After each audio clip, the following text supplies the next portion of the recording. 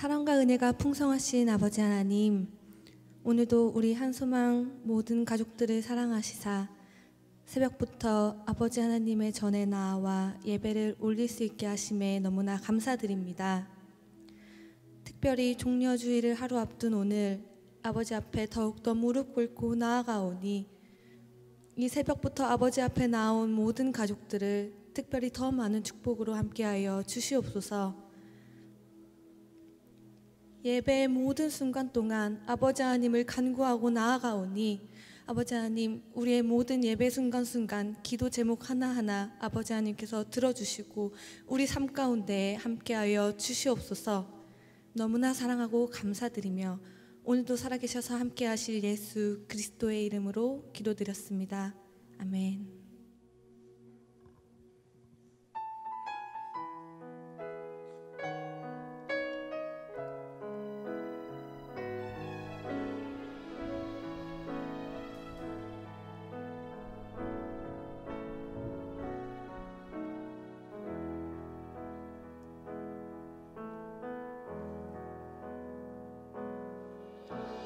아버지 사랑 내가 노래해,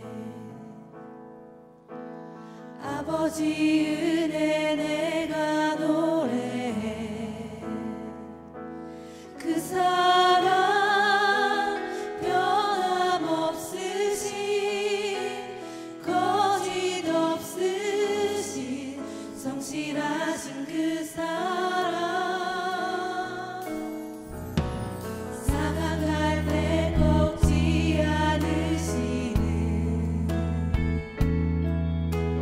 꺼져가는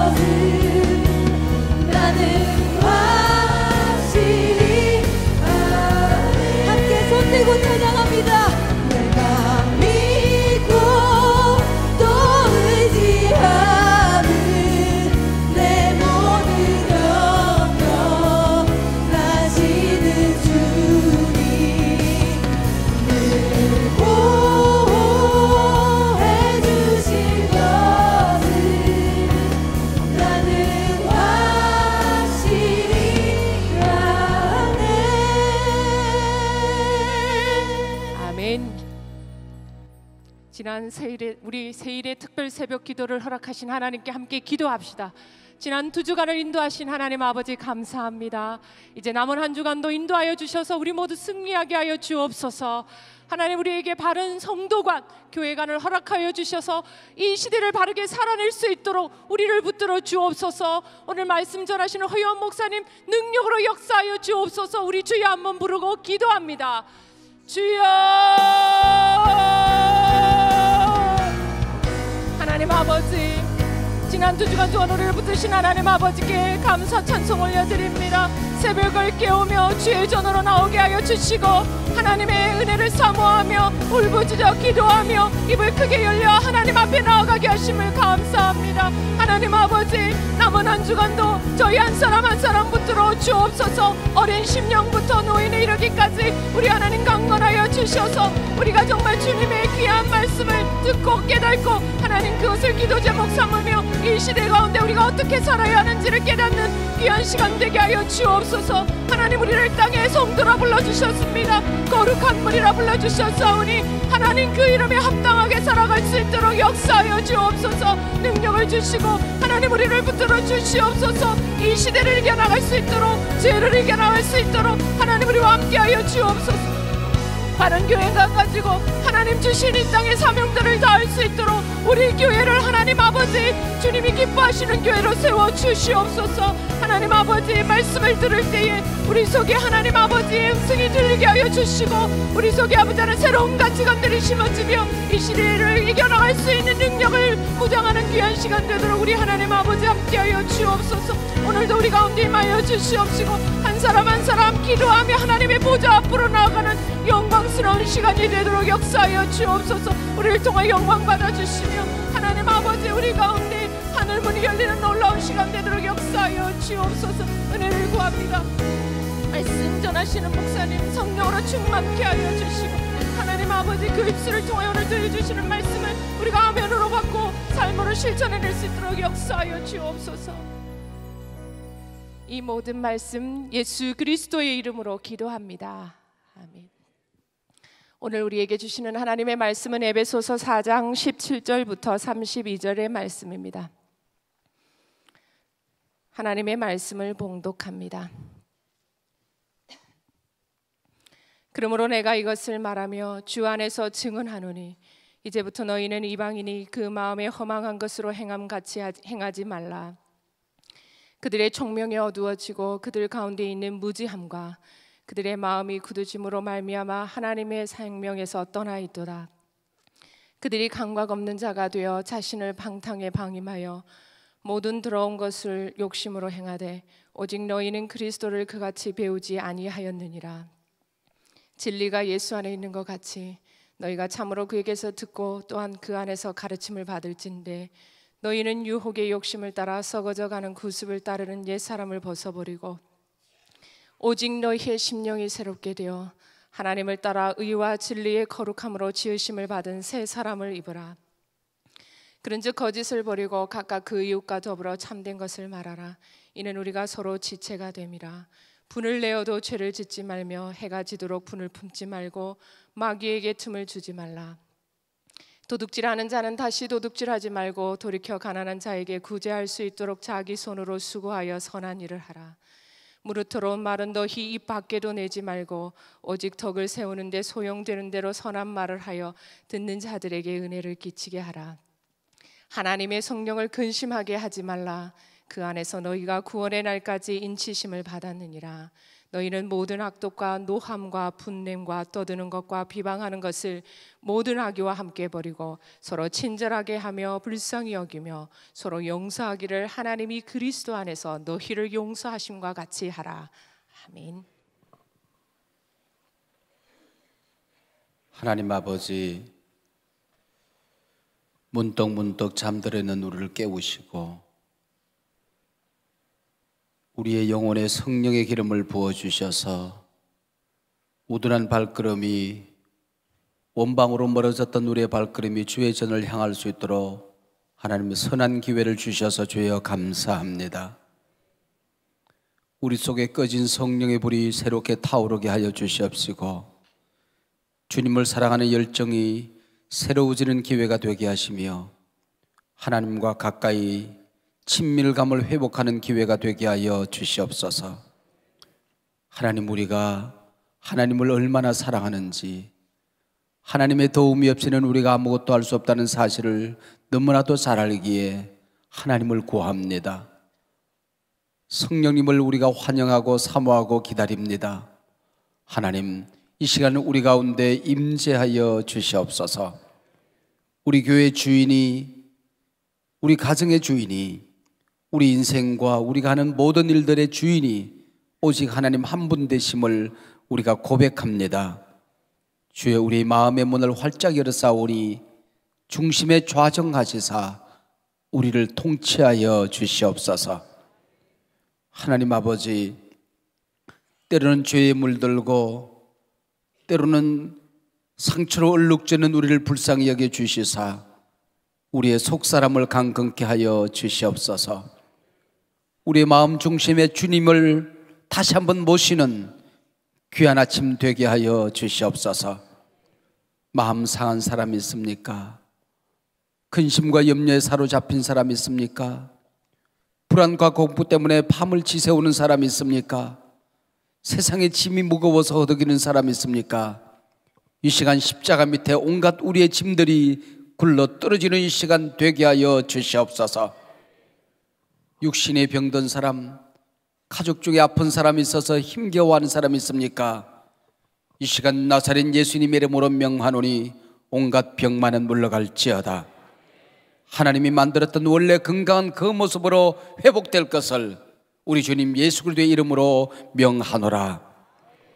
아버지 하나님, 자식을 가슴에 끌어안고 기도하는 사람들, 거룩한 제사장의 손을 들어서 오늘 자녀들을 축복하는 이 아침, 저들의 손에 제사장의 권세가 다시 한번 새로워지게 하시고 어버이의 축복의 권세가 이 시간에 하나님 충만케 하여 주셔서 이 시간에 찾아나온 우리의 자녀들 뿐만 아니라 깊은 잠 중에 있는 우리 자녀들, 또 외국에 나가 있는 사람들, 군무에 있는 우리 자녀들까지 하나님 이 시간 찾아가 주셔서 안수하여 주시옵소서. 어머니의 눈물이 그 위에 임하게 하시고 그들의 아버지 직장의 문이 열려주게 하여 주시옵시고, 아버지 하나님 세상을 정복할 수 있는 자녀들이 이 교회에서 구름대처럼 나오게 하여 주시옵시고, 다윗의 왕위를 계승할 수 있는, 세상을 다스릴 수 있는 권위자들이 나오게 하여 주시옵소서. 지혜와 총명을 주셔서 머리가 될지언정 꼬리가 되지 말게 하여 주시옵시고, 신앙과 영성과 성품이 주님을 닮은 귀한 자녀들이 아버지 가정에서 자라나게 하여 주시옵소서. 자녀를 구하는 가정들마다 자녀를 허락하여 주시옵시고, 하나님 복의 근원들이 계대되어 갈 수 있도록 주여 도와주시옵소서.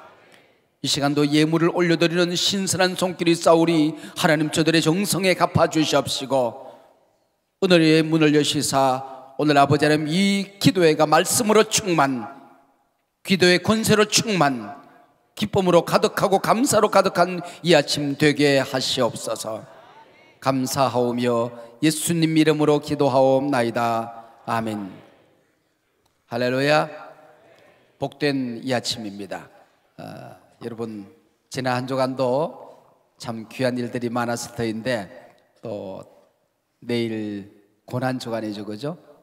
고난주일입니다. 이 고난주일 성찬 성례전이 있거든요, 그죠? 성찬 성례전이 있으니까 마음으로 준비하시고 몸으로 준비하시고, 우리 주일날 낮에 성찬을 우리가 함께 기회를 간다는 게 쉬운 일이 아니지만은 1부, 2부, 3부 전체 성찬 예배를 드리려고 하니까 준비를 잘 해주시면 감사하겠습니다. 오늘 특별히 다음 세대 팀들이 찬양하니까 목사님이 너무너무 좋아요. 정신이 반짝 나고 우리 여러분들 행복하시죠? 이 귀한 자녀들 앞에 서서 우리 교회 우리 청년들, 청소년들, 어린이들, 저는 보면은 이게 할아버지가 됐는가 봐. 그냥 좋은 거야. 입이 번글번글 너무 좋아요. 감사해요. 우리 박수 한번 합시다. 네. 감사해요. 네. 잘생겼다. 네, 이쁩니다. 감사합니다. 예. 오늘 밥 먹고 가세요. 네, 다음 세대 팀장인 이진훈 목사님이 우리 다음 세대 오늘 안수하는 것 감사해서 아침 식사 준비했으니까 어린이들도 밥 먹고 가세요. 밥 먹고 가시고, 네, 여러분도 오늘 토요일 날 식사하시고 차도 마시고 좀 교제하시고 가시면은 좋겠다 생각합니다. 그리고 날이 밝으면은 그 벚꽃 축제 있습니다. 바깥에 벚꽃 구경하시고. 네, 우리 교회는 벚꽃이 보통 벚꽃이 아닙니다. 전 세계 벚꽃은 다 꽃이 피었다가 지면서 잎이 핍니다. 근데 우리 벚꽃은 진기에서 잎사귀와 꽃이 같이 피는 벚꽃입니다. 이거 천연 기념물입니다, 여러분. 이런 벚꽃 봤어요? 예, 이제 벚꽃 축제 하니까 가서 구경들 하시고 그러고 가시면 좋겠다 생각이 되어집니다. 오늘 어린이들, 청소년들, 우리 요아들 오늘 안수하는 날인데 요 자리, 요 피아노 요 앞에는 요아들, 초등학교 안 간 아이들, 네, 여기서 그 다음에 요쪽에 중고등부 우리 다음 세대 팀들, 강다면 어린이들 오셔서 우리 안수하도록 하는 이 귀한 어른들을 우리 축복하려고 합니다. 네, 축복할 때는 우리 다음 세대 부장들, 그 다음에 장로님들이 나오셔서 장로님들이 다 나오셔서 축복해 주시기 바랍니다. 물론 목사님들 나오시고요, 다음 세대 우리 교육자들 나오셔서 정성스럽게 순서를 잘 정하셔서 여러분들 다 축복해 주시면 감사하겠습니다. 다음 주일은 월요일 날은 중보기도 팀들, 중보기도 사역을 섬기는 섬김팀들이 있습니다. 중보기도 꾸준히 이렇게 시간 정해서 중보기도하는 사역자들, 또 행정사역자들, 중보기도 사역을 섬기는 섬김팀들이 월요일 날, 그 다음에 알파코스 화요일 날, 지금 여러 팀으로 지금 섬기고 있잖아요, 그죠? 네, 그 팀별로 우리가 모든 도우미들, 소그룹 인도자를 비롯하여 우리 운영자들 전부 다 우리 도우미들을 섬기는 그런 시간들이 있으니까 꼭 잘 준비해 주시면 감사하겠습니다. 오늘은 설교를 허여한 목사님이 설교를 해 주십니다. 여러분, 저희 교회 부교육자들은요, 다른 교회 대형 교회 목사님보다 설교를 더 잘해요. 나를 닮아가지고. 그러니까 우리 교회 이 부교육자들이 이게 보통 설교가 아닙니다. 이분들은 다 아주 한국교회를 섬길, 정말 구석구석에서 한국교회를 섬길 귀한 사역자들입니다. 여러분, 우리 교육자들 소중히 여겨주시고 또 설교를 즐겨주시고, 네, 우리 엄마가 밥을 했을 때 자녀들이 밥을 맛있게 먹는 거 부모들이 얼마나 행복해요, 그죠? 네, 우리 교육자들이 설교할 때마다 기뻐해 주시고 격려해 주시고, 나한테는 격려 안 해도 되는데 워낙 내가 나를 알아보니까 자존심이 강해서 괜찮아 나는. 근데 우리 부교육자들은 격려해 주시고 은혜 받았다고 손잡아 주시고, 우리 신방 오시면 전부 다 감사하다고 은혜하다고 은혜 받았다고 그러고 우리 부교육자들 격려해 주시기 바랍니다. 진짜 귀한 분들입니다. 여러분, 앞으로 지금 우리 교회 부교육자로 있으니까 그러지 나가면 이게 한국교회 대형교회 목사들입니다.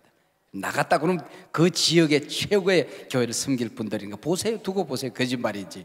한국교회를 뭐 다 끌고 나갈 귀한 인물들이니까 여러분 축복해 주시기 바랍니다. 이제 허여한 목사님 나오실 때에 우리 큰 박수 한번 해주시기 바랍니다. 박수로 환영합니다. 네.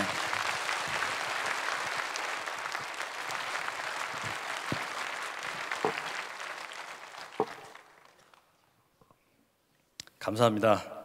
우리 옆에 있는 분들과 함께 인사하겠습니다. 저희 3주 동안 열심히 지금 달려가고 있는 길인데 2주가 지났습니다. 옆에 있는 분들과 함께 인사하시죠. 자, 힘을 냅시다. 이렇게 인사하겠습니다.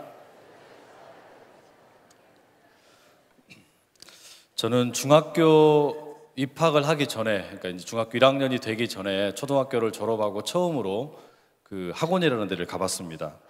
제가 대단히 촌놈입니다. 그 전라도 보성이라는 곳에서 초등학교를 다녔거든요. 그리고 제가 다녔던 초등학교는 한 학급에 한 학년에 한 반밖에 없었어요. 졸업하던 친구들이 22명이었는데 그 학교가 분교가 된 것도 아니고 없어져 버렸습니다. 그러니까 지금은 없어진 학교예요.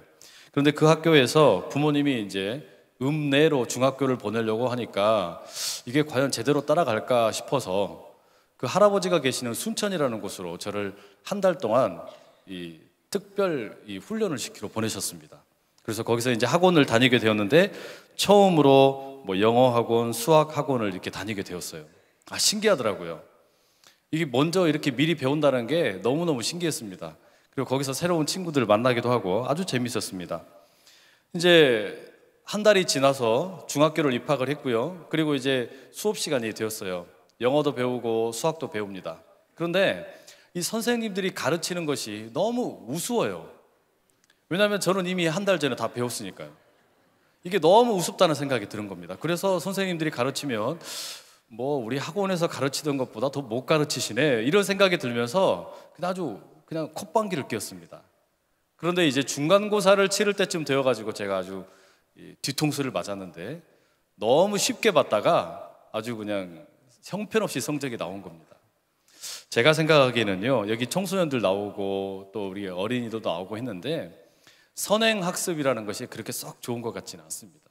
왜냐하면 학교에 가서 선생님들로부터 배울 때 뭔가 희열이 느껴지고 새로운 걸 알았다는 기쁨이 있어야 되는데, 학원에서 선행학습을 다 하고 나면 재미가 없어요. 새로운 걸 배운다는 것이 아니라 다 알고 있는 소리 또 하네, 이런 느낌이 되는 거죠. 여러분, 우리 청소년들 되도록이면 학원에서 선행학습 하지 말고 학교에서 배울 때 제일 즐거움을 느낄 수 있으면 좋겠습니다. 이게요, 신앙생활도 마찬가지입니다. 우리가 뭐든지 다 안다고 생각하고 또 신앙의 연차가 쌓여가면 이제는 뭐 해볼 거 다 해봤으니까 뭐 나도 충분히 안다, 이런 생각이 들곤 합니다. 그럼 어떤 증상이 나타나는 줄 아세요? 이 즐거움이 없습니다. 재미가 없어요.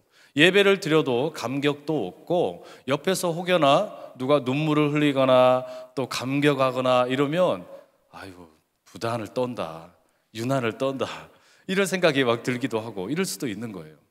우리한테서 하나님을 예배하는 것이 익숙해진다는 것이 그만큼 두렵고 또 어려운 일이기도 합니다. 여러분, 성경 말씀 맨날 뻔한 것 같지 않습니까? 설교 말씀도 늘 뻔한 것 같습니다. 오늘도 그냥 먼저 말씀을 드리면 뻔한 이야기입니다. 뻔한 이야기예요. 많은 분들이 교회를 싫어하는 이유 중에 하나를 그렇게 이야기들 하시더라고요. 메시지가 늘 뻔하다. 뭐 착하게 살아라, 헌금해라, 봉사해라, 전도해라, 선교해라, 이웃 사랑하라, 또 뭐 예배 시간에 늦지 말아라, 나쁜 짓 하지 말아라, 이런 이야기들을 듣게 된다는 거예요. 그런데 이런 이야기들은 교회에 가서 듣지 않아도 어디서나 들을 수 있다는 이야기를 제가 종종 들어본 적이 있습니다. 불교에서 스님들에게서도 그런 이야기를 들을 수 있고, 뭐 심지어는 뭐 그냥 요가 선생님한테도 배울 수 있고, 텔레비전의 토크쇼에서도 그런 이야기를 들을 수 있다는 겁니다. 그런데 굳이 그런 이야기를 이렇게 새벽에 나와서 또 들어야 할까? 뻔한 이야기를 또 들어야 할까? 오늘 그래도 그 뻔한 이야기를 또 하려고 합니다. 이게 마치 저에게는요, 제가 토론토에 있을 때 나이아가라 폭포를 경험했던 것과 비슷한 것 같아요. 이 가까이에 그 나이아가라 폭포라는 세계적인 관광 명소가 있는데 가까우니까요, 뭐 한 10번 간 것 같아요. 근데 자주 갔습니다. 처음에 갈 때는 와 하고 그냥 입이 한 30cm 정도 찢어졌는데요, 조금 지나고 나니까는 이제 그 새로 처음 오신 분들 구경하시라고 그러고 저랑 제 아내는 그냥 벤치에 앉아서 룰루랄라 그러고 있었거든요. 이게 감격이 없어집니다. 열심히 처음에는 찍고 했지만, 뭐 사진도 찍고 했지만 나중에는 막 지겨워지더라고요. 무관심해집니다. 오늘 말씀드리는 설교의 내용도 똑같습니다. 우리가 착하게 살아야 된다, 화내지 말아야 된다, 부드러운 언어 습관을 가져야 된다. 어디서 뭐 늘 듣던 이야기 아닙니까? 하지만 늘 듣던 이야기지만 그게 왜 그런지 우리가 다시 한번 이 말씀을 통해 생각해 보는 시간을 가지면 좋겠습니다. 여러분, 우리가 왜 착하게 살아야 되고 또 말을 부드럽게 해야 되고 화를 내지 말아야 하나? 오늘 본문을 따르자면요, 간단합니다. 한번 따라해 주시면 좋겠습니다. 내가 교회이기 때문이다. 이 에베소서에서는 우리가 왜 그렇게 살아야 하는가, 왜 우리가 말을 부드럽게 하고 화를 참아야 하는가, 여기에 대해서 다른 말 하지 않습니다. 우리가 교회이기 때문이라고 말하고 있습니다. 우리가 교회입니다. 에베소서는요, 하나님의 사람들 한 사람 한 사람을 교회라고 부릅니다. 이 교회라는 게 하나의 몸이에요. 예수님을 머리로 하고 그리고 우리 한 사람 한 사람은 그 몸에 이 지체로 쓰임을 받는 그런 하나의 몸입니다. 어떤 분은 눈이고 또 어떤 분은 코이고 또 어떤 분은 입으로, 그렇게 다양한 모습으로 우리는 그 몸을 구성을 하고 있습니다. 예수님께서 그 몸의 머리 되신다는 것, 이게 가장 중요한 특징이죠. 우리가 교회라는 말은요, 우리가 교회를 세우는 것이 아니라는 말입니다. 우리는 교회를 세우는 사람이 아닙니다. 오히려 우리는 교회로 부름을 받은 사람들입니다. 우리에게는 교회를 세울 능력도 없고 힘도 없습니다. 이 교회를 가리키는 말을 에클레시아 이렇게 부르는데, 이 말의 뜻이 무엇이냐면 부름을 받았다라는 말입니다. 그 교회라는 말 자체가 부름을 받았다라는 거예요. 우리는요, 교회로 부름을 받은 사람들입니다. 그래서 우리는 교회가 되어가는 존재들입니다. 군인으로 부름을 받은 사람은 대한민국 군대라는 전체의 일부분을 담당합니다. 운정고등학교에 학생으로 부름을 받은 사람은 그 운정고등학교 공동체의 일원이 되는 겁니다. 가정으로 부름을 받은 사람은 가정공동체의 그 부분을 차지하는 것과 똑같습니다. 우리가 교회로 부름을 받게 될 때 우리는 그리스도의 몸인 이 교회의 일부분을 담당하게 되는 것이죠. 그렇기 때문에 우리에게 자연스럽게 따라오는 질문이 있습니다. 그렇다면 교회로 부름을 받은 에클레시아, 이렇게 교회로 부름을 받은 우리는 어떻게 살 것인가? 군인은 군인다울 때 군인이 되는 것이고, 학생은 학생다울 때 학생이 되는 것처럼 교회로 부름을 받은 우리는 교회로 부름을 받은 그 성도답게, 교회답게 서게 될 때 진짜 교회가 되는 것 아니겠습니까? 바로 그 이유 때문에 우리는 어떻게 하면 내가 교인답게 또 성도답게 교회의 일부분으로서 살아가는 것일까? 이 물어야 되는 거예요. 그 이야기를 오늘 본문에서 이 바울이 자세하게 들려주고 있습니다. 이 유치원 어린이들이 좋아하는 그 만화 중에 이 변신 자동차 또봇이라는 게 있어요.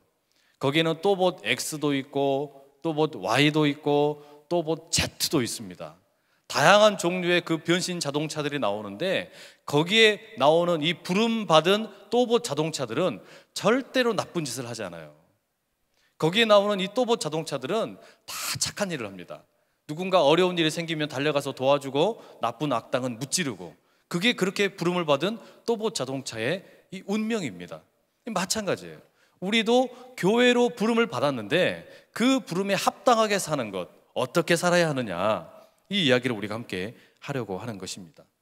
그래서 우리가 이 특세의 주제를 교회답게, 성도답게 이렇게 지금 잡았는데요, 이 주제를 제 나름대로 해석을 해본다면 이렇습니다. 교회의 교회다움은 성도의 성도다움으로 이루어진다. 교회의 교회다움은 그 교회로 부름을 받은 성도가 성도다워질 때 이루어진다. 오늘 본문에서 바로 그런 성도의 성도다움, 교회의 교회다움에 대한 내용을 이 17절에서 24절까지, 여기에서는요 이 정체성에 대한 이야기를 들려줍니다. 교회로 부름을 받은 정체성, 그것을 특별히 세례라는 이미지를 사용을 해서 보여주고 있습니다.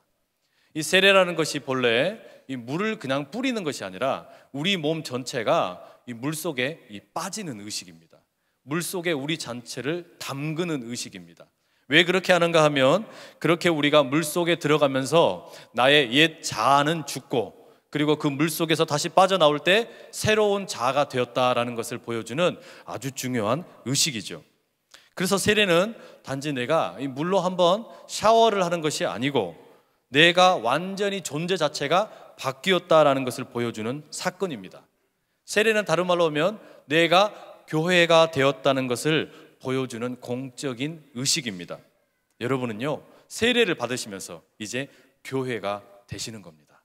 단지 교회에 멤버십을 얻는 것이 아니라 그리스도를 머리로 하는 그 교회라고 하는 몸의 일부분으로 제대로 부르심을 받게 되는 것이죠.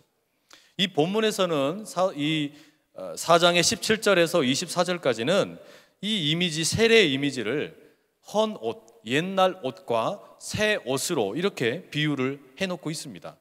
이 세례라는 게 뭐냐, 옛날에 우리가 입던 헌 옷, 옛 옷이 있는데 이제 그 옷은 다 벗어버리고 새 옷을 입는 거예요. 그게 세례라는 거예요. 우리는 이제 새로운 옷을 입는 사람들이 되는 겁니다. 너무 깨끗하고 또 새로운 좋은 옷이 있는데 왜 굳이 옛날 옷을 입고 살려고 하느냐? 그 옛날 옷은 다 버려버리고 이제 새 옷을 입고 살자. 그 이야기를 지금 이 세례의 이미지로 보여주고 있는 겁니다. 내가 왜 사는지 모르는, 그래서 허망함의 옷을 벗어버리고 또 마음이 딱딱하게 굳어져서 누구에게나 자신의 소욕을, 이 속마음을 보여주지 못하는 이 그런 옛날 옷은 다 벗어버리라는 거예요. 그런 옛날 옷은 벗어버리고 이제 새로운 옷, 예수 그리스도로 새 옷을 입는 그런 우리가 되어라는 겁니다. 이게 참 재미있습니다. 여러분, 옛날 옷을 입고 있는 우리들의 모습, 허망한 상태로 있고 마음이 딱딱해져 있는 이 모습은 마치 그 하나님이 천지를 창조하실 때 그 땅의 모습과 같습니다. 창세기 1장에 보시면 이 땅의 상태가 하나님이 천지를 창조하실 때 본래 혼돈하고 공허하며 이렇게 되어 있었거든요. 이 땅이라는 것이 무질서했습니다. 카오스의 상태로 막 있었던 거예요. 그런가 하면은 공허합니다. 무엇으로도 채워지지 않는 그런 상태로 놓여 있었습니다. 그런데 여러분, 우리를 무엇으로 지으셨냐면 그 하나님께서 땅, 흙으로 지으셨습니다. 그래서 우리는 본래 우리 안에가 공허함과 이 허무함, 이것과 함께 그 무질서함, 혼돈이라는 것이 우리 안에 본래부터 사로잡고 있는 겁니다. 우리는 그렇게 허무함과 이 무질서라고 하는 이 혼돈의 세력이 우리 안에 그대로 자리를 잡고 있는데, 우리가 비로소 삶의 의미를 발견하는 것은 언제냐? 그 땅을 향하여 하나님께서 빛이 있으라 말씀하실 때, 그 어둠이 물러가면서 그 땅에 이제 새 힘을 얻게 되는 것처럼 혼돈과 공허함 상태에 있던 아무렇게나 존재하던 흙이었던 우리에게 예수님께서 찾아오실 때 우리는 비로소 새로운 존재로 거듭나게 되는 줄로 믿습니다. 그게 세례예요. 혼돈과 공허 상태에서 내가 왜 사는지도 모르고 무엇으로도 채워지지 않는 그 빈 마음을 가지고 있던 우리에게 예수님께서 너는 나의 백성이다, 내가 너를 택하였다, 이렇게 불러주시게 될 때 우리가 삶의 의미를 발견하게 되는 겁니다. 그렇게 될 때 우리가 내가 왜 사는지를 알게 되는 거예요. 더 이상 아무렇게나 혼돈스럽게 살지를 않습니다. 공허함 속에 빠져서 그냥 아무 것으로도 채워지지 않는 그런 빈 마음으로 살 수가 없다는 말입니다. 말씀과 함께 땅이 새로워지기 시작했던 것처럼 세례를 받으면서 우리는 새로워집니다. 하나님의 백성이 되는 삶을 비로소 살게 됩니다. 교인이 되는 겁니다. 교회가 된다는 말입니다. 우리는 더 이상 이제 옛날 오신 혼돈과 공허함을 입고 사는 것이 아니라 예수 그리스도로 옷 입고 사는 것이 그때 비로소 이제 가능해지기 시작하는 것이죠. 이게 세례예요. 이 세례에 대한 내용을 17절에서 24절까지, 특별히 23절, 24절은 오직 너희의 심령이 새롭게 되어 하나님을 따라 의와 진리의 거룩함으로 지으심을 받은 새 사람을 입으라, 이렇게 지금 바울이 에베소 교회의 성도들에게 들려주고 있습니다. 이게 우리의 존재, 정체성입니다. 자, 그렇다면 이렇게 세례를 받은 우리는 어떻게 살 것이냐? 그리고 이어지는 내용에 25절부터 이제 나오는 겁니다. 옛 옷을 벗어버리고 새 옷을 입게 된 사람들, 당신들은 이제 이렇게 사십시오. 이제 바울이 이야기하는데 두 가지를 이야기를 해요. 하나는 새 옷을 입은 사람은 이제 하나님의 은혜를 드러내는 삶을 살아라, 이렇게 이야기를 해줍니다. 하나님의 은혜를 드러내는 삶. 그리고 또 하나는 뭐라고 그러냐면 새 옷을 입은 사람은 공동체 전체의 유익을 위해서 살아라고 이야기를 합니다. 이 새 옷을 입은 사람, 예수로 새 옷을 입은 사람들은 그 새 옷을 입게 된 것에 감사하는, 은혜를 드러내는 삶을 살고, 함께 새 옷을 입은 사람들이 모여있는 이 공동체를 위해서, 전체의 유익을 위해서 함께 살아라는 거예요. 이 특별히 이것과 관련을 해서 이 본문에서 많이 강조하는 게 뭐냐, 이 말을 어떻게 할 거냐, 이거를 강조를 많이 하고 있어요. 말을 어떻게 할 건지, 그 말을 어떻게 할 것인지와 관련을 해서 이 성경의 말씀에, 에베소의 말씀에서 제일 많이 등장하는 게 뭐냐면, 오늘 본문에서 가장 강조하고 있는 게 뭐냐면 이 분노입니다. 화, 분노와 화를 어떻게 다스릴 것인지, 이것을 성도가 성도답게 사는 것에 아주 중요한 핵심으로 지금 말씀을 해주고 있습니다. 그래서 26절, 27절에 이렇게 적고 있죠. 함께 읽어보겠습니다. 26절, 27절입니다. 자, 시작. 분을 내어도 죄를 짓지 말며 해가 지도록 분을 품지 말고 마귀에게 틈을 주지 말라. 여러분, 이 말씀은 우리에게 화를 내지 말라는 말일까요? 분노하지 말라는 말일까요? 아니에요. 분노를 하지 말라거나 또는 화를 내지 말라 이런 의미가 아닙니다. 26절의 말씀을 다시 번역해 보면 이런 의미입니다. 만약에 화를 낸다면 또는 분노를 한다면 죄를 짓지는 마시라, 이런 이야기입니다. 이게 무슨 이야기입니까? 화를 낼 줄 알더라도, 그러니까 내게 되더라도 통제할 줄 알아라는 거예요. 너무 오랫동안 그 분노를 담고 있지 말라는 겁니다. 왜 그럴까요? 화를 품은 채 오래 가게 되면, 그 분노를 품은 채 너무 오래 가게 되면 이게 결국은 죄가 되기 때문에 그렇습니다. 그래서 화를 품은 채 오래 가게 되면 이 31절에 이 분노하거나 또는 이 화를 품고 있는 것, 이것을 비슷한 표현으로 31절에는 뭐 악독함, 노함, 분냄, 떠드는 것, 비방, 이런 표현들을 쓰고 있는데 이게 다 똑같은 표현들입니다. 이 분노, 화와 비슷한 그룹의 표현들입니다. 이런 것들을 다 버리라는 거예요. 그러면 화를 내더라도 통제를 하라는 것인데, 분노를 하더라도 이 통제를 하라는 것인데, 이게 어떻게 참으라는 겁니까? 어떻게 하라는 겁니까? 무조건 억누르라는 것인가, 견디라는 것인가, 화가 나도 그냥 화나지 않은 것처럼 행동하라는 것인가, 이게 무슨 얘기일까요? 자, 반대로 한번 생각을 해보세요. 만약에 내가 화가 났는데, 지금 분노가 일어나는데 이걸 표현을 안 하고 꾹꾹 누르고만 있다, 어떻게 될까요? 이게 꼭 부작용이 나타납니다. 화를 표현을 하지 않고 그 분노를 제대로 다스리지 않으면 부작용이 나타나는데, 특별히 중독 같은 형상들이 나타나곤 합니다. 예를 들어 보면 그 청소년들 중에, 여기 청소년들이 있잖아요. 인터넷 게임을 하는 경우에 아주 그 폭력적인 언어를 많이 사용하는 친구들이 많이 있어요. 근데 인터넷 게임하면서 막 안 좋은 말을 하는 친구들이 평상시에도 그렇게 막 화를 내느냐? 그렇지 않아요. 평상시에는 너무 착해요. 너무 점잖아요. 그런데 게임만 하면은 돌변하는 거예요. 인터넷 게임만 하면은 갑자기 다른 사람이 되어가지고 그 화를 거기다 막 토해냅니다.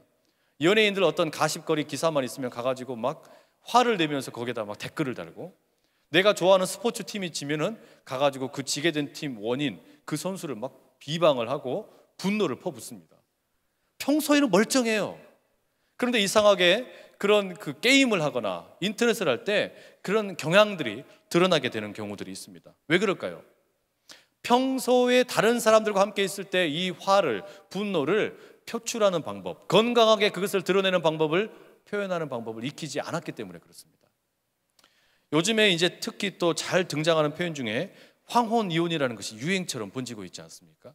어르신들이, 특별히 할머니들이 오랫동안 자기 마음에 억눌려 있던 그 분노, 화, 이런 거를 끙끙 앓고 살다가 이제 할아버지가 힘이 좀 빠지시니까 이혼해, 뭐 이러시는 거예요. 그걸 화를 안 풀고 있다가 뒤늦게 이제는 그냥 그 인생의 황혼역에 이혼하자고 그러시는 거 아닙니까? 이런 게 다 뭐예요? 내 화와 분노를 적절한 방법으로 적절한 타이밍에 해결을 못하는 거예요. 우리가 이 분노와 화를 제대로 표출하지 못하면 골마서 터집니다. 어떻게든지 골마 터지게 돼 있는 거예요. 그렇기 때문에 분노를 다스리고 화를 이기는 거 참 중요합니다. 그럼 어떻게 이길 거냐? 25절에 이렇게 나와 있어요. 거짓을 버리고 각각 그 이웃과 더불어 참된 것을 말하라. 이는 우리가 서로 지체가 됨이니라. 이 참된 것을 말한다는 것, 특별히 사랑 안에서 참된 것을 말한다는 것, 여기에 우리가 분노를 다스리는 핵심이 들어있습니다. 우리가 화를 어떻게 다스릴 것인지에 대한 핵심이 여기에 들어있습니다. 참된 것을 말하라. 서로 지체가 됨이니라. 이게 쉽게 말하면 무슨 이야기냐면, 사랑 안에서 참된 것을 말할 줄 아는 고백의 공동체가 있어야 된다는 말입니다. 참된 것을 말할 수 있는 공동체, 내 안에 있는 진짜 내 참 상태, 내가 지금 어떤 상태냐, 이것을 고백할 수 있는 고백의 공동체가 있어야만 내 분노를 건강하게 표출할 수 있는 그런 건강한 공동체가 있어야 내 안에서 이 분노가 썩지 않는다는 거예요. 이 화가 썩지 않는다는 거예요. 자녀들이 부모님에게 내 마음의 상태를 표현을 못하니까 골마 터져서 어디 가서 풉니까? 친구들과의 좋지 못한 방법으로 푸는 친구들이 있어요. 남편이 아내에게 그 마음을, 속마음을 표현을 하고 싶은데 그걸 표현을 못하니까 어디 가서 풉니까? 다른 데 가서 술을 마시면서 풀게 되는 경우들이 있단 말이에요. 우리에게 지금 필요한 게 뭐냐면 참된 것을 말할 수 있는, 서로 지체에게 그렇게 참된 것을 말할 수 있는 건강한 공동체가 필요합니다. 고백의 공동체. 이게 뭐예요? 우리 교회 목장입니다. 이 목장이에요. 이 목장에서 함께 모여서 우리가 하는 게 다른 게 아닙니다. 다양한 5W를 하고 여러 가지를 하게 되는데, 이것을 통해서 우리가 궁극적으로 우리 자신을 교회로 세우기 위해서 꼭 필요한 건 뭐냐? 고백할 줄 알아야 되는 겁니다. 내 이야기를 할 줄 알아야 되는 거예요. 거기서 내 슬픔이나 기쁨이나 감정을 표현할 줄 아는 것, 내 화를 드러낼 줄도 아는 것, 그것을 건강하게 표출할 줄 아는 공동체가 있는 사람은 절대로 그 화 때문에 죄를 짓지 않습니다. 이게 필요해요. 특별히 남성분들은 이건 더 필요합니다. 이 남자분들이 연세가 드시면 드실수록 어디 가서 이야기할 데가 없어요. 아내도 이제는 밖에 나가서 다른 분들이랑 이야기하고 놀고, 얘들도 이제 다 자기들끼리 놀아요.